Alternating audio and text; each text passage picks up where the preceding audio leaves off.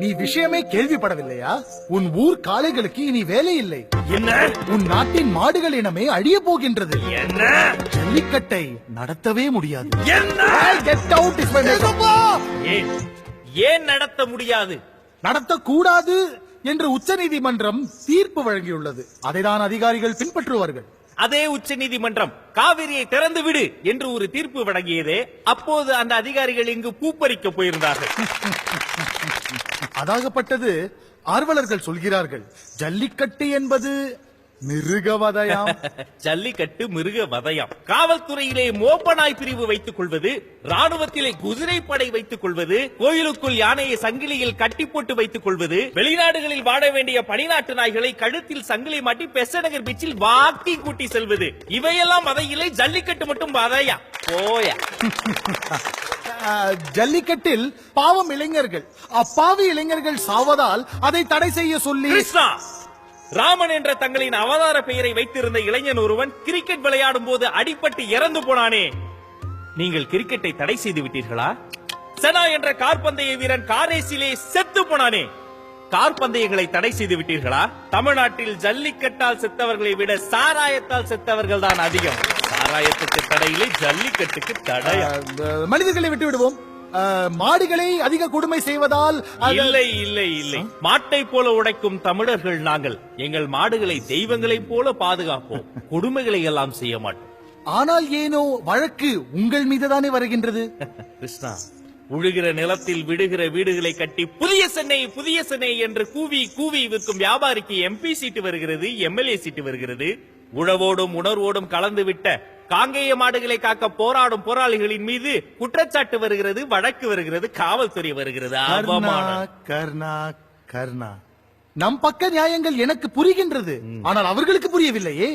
ஜல்லிக்கட்டை வீடியோ கேமில் ஆட சொல்கிறார் ஒரு நீதிபதி. இந்த நாட்டில்தான் குழந்தைகள் எல்லோரும் நீதிபதியை போல பேசுவார்கள், சில நீதிபதிகள் குழந்தையை போல பேசுவார்கள். எனக்கு 2000 ரூபாய் நோட்டுக்கு சில்லறை தேவைப்பட்டதால் நான் அதை மாற்றிக்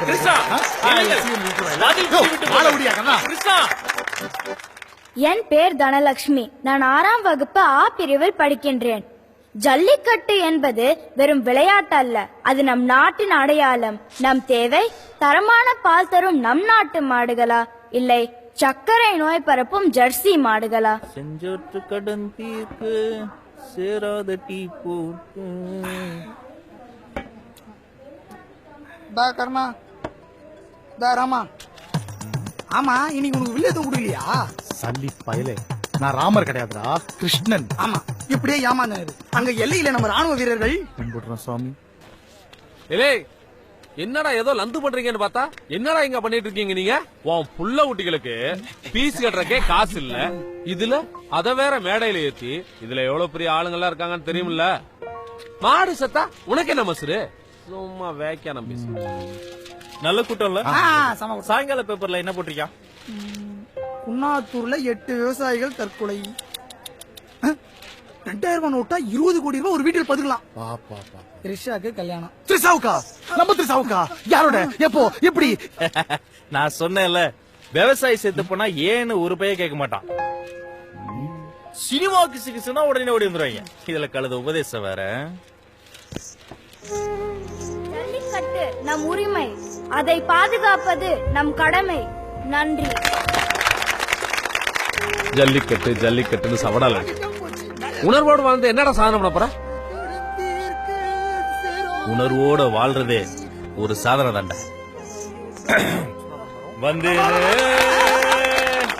கிருஷ்ணா, எஸ், வலியோர் சிலர் எளியோர் தமை வதையே புரி யுவதா, மகராசர்கள் உலகாளுதல் நிலையாம் எனும் நினைவா, உதவாதினி ஒரு தாமதம் உடனே விடி தமிழா, கொலை வாளினை எடடா மிகு புதியோர் செயல் அறவே, புகை வாடும் ஒரு புலியே உயர் குணமேவிய தமிழா, கொலை வாளினை எடடா மிகு கொடியோர் செயல் அறவே.